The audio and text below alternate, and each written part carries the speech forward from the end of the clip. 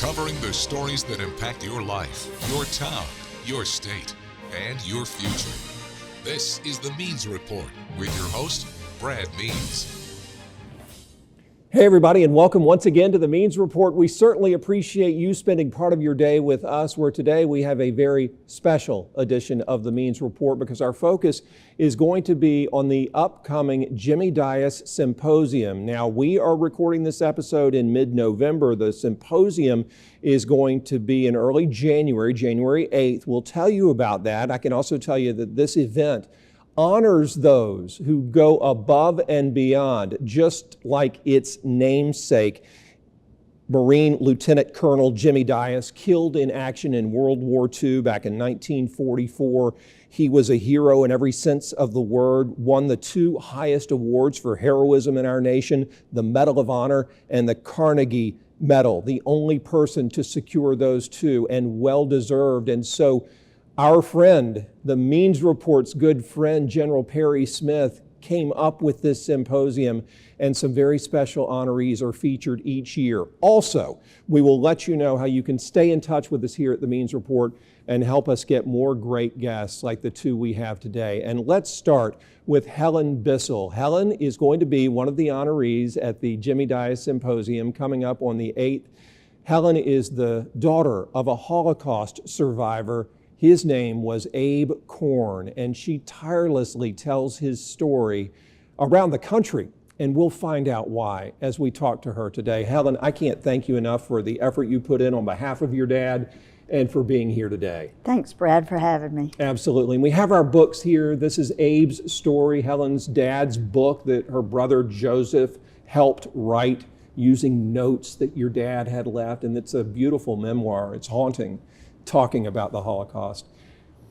You were so young when we lost your dad back in the 1970s.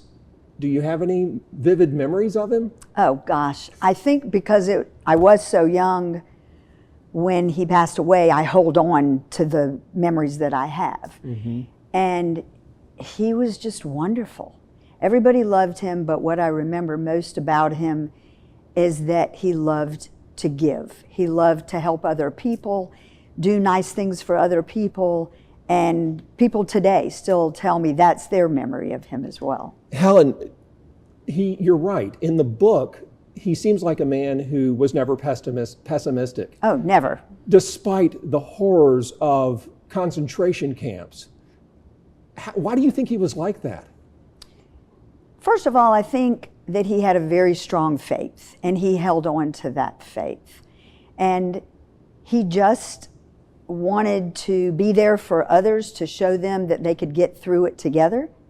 He shared his small rations of food that he might have gotten if he felt someone else needed it. He just cared about other people and always wanted to help. Well, that sentiment and that disposition that your dad possessed jumps off the pages of Abe's story, and you're right. And when you say shared his food, it sounded like sometimes it could be a handful of dirty rice. Right, or a stale piece of bread, or a raw potato. Mm-hmm. And that could have been his food for the whole day. But yet, he was always willing to share if someone needed it more than him. Helen, I know you were little, but did he ever talk about the war and what happened? And let's just kind of help the viewers out, and I encourage you to read the book. He was 16 when he was taken from his home in Poland and placed in this 5-year nightmare of concentration camps and death marches. Any of that ever come up around the house? Not much. He had the tattoo from Auschwitz on his arm, and I saw it. But of course, I was young. My brothers were older. They might have heard a little bit more, but he didn't talk to me about it much. But I do remember one time, as girls do, I had a spend the night party with girls over, and we had our Sabbath dinner on a Friday evening, so we still had the candles burning, and he just decided he was going to talk. And he dimmed the lights, and the girls, we all sat around the kitchen table, and he talked about his family, and he didn't talk really about the horrors as much as the beginning and leaving his family and how hard that was, and read a little bit of what he had written.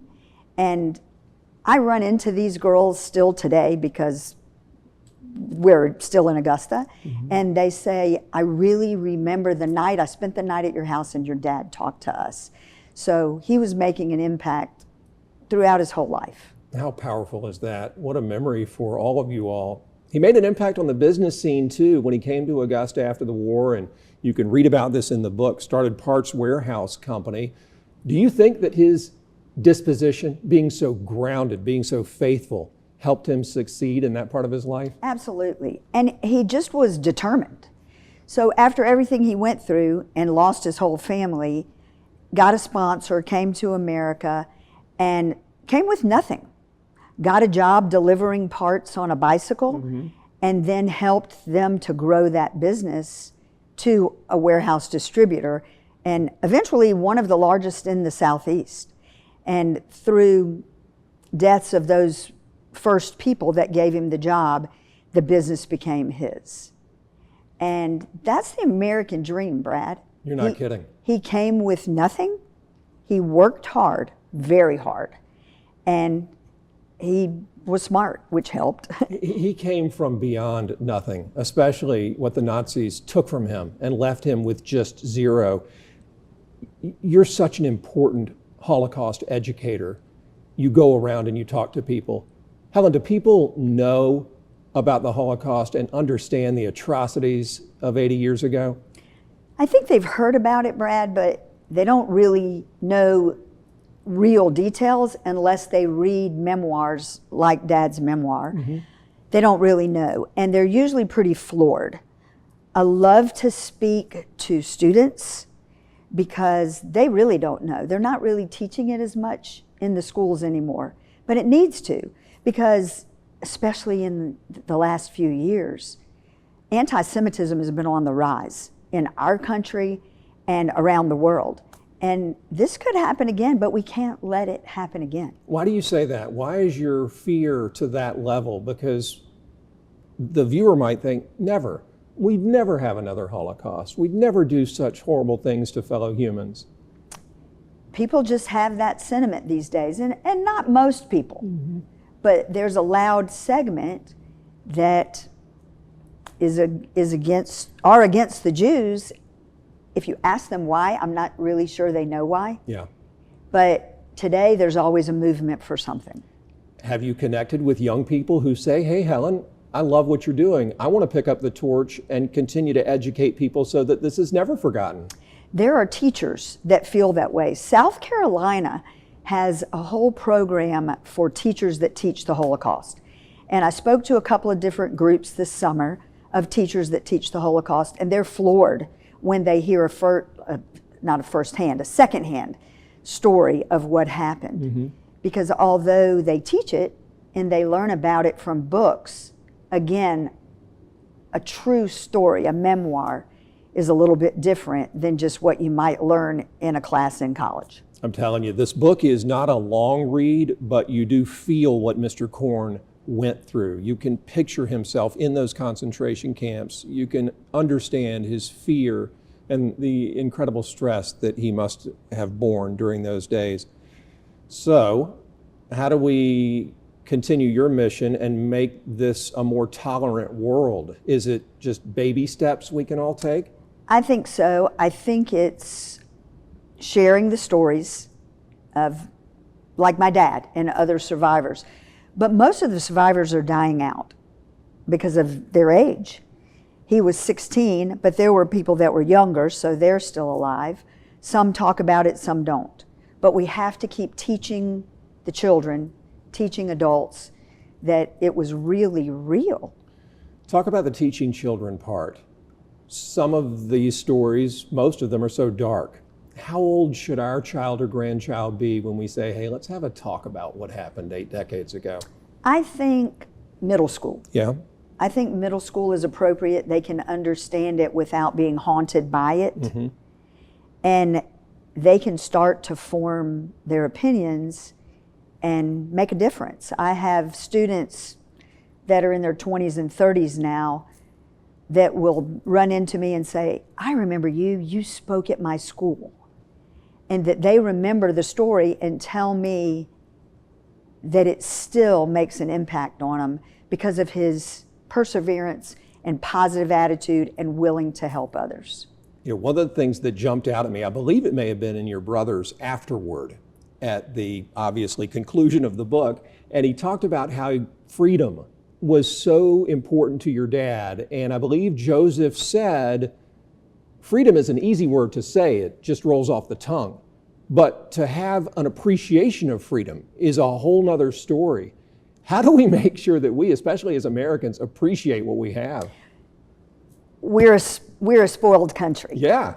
And more, everything is at our fingertips. We can look up anything on the internet. Everything is electronic.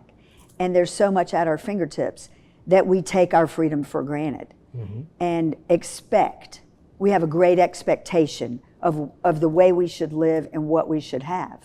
So we don't appreciate it.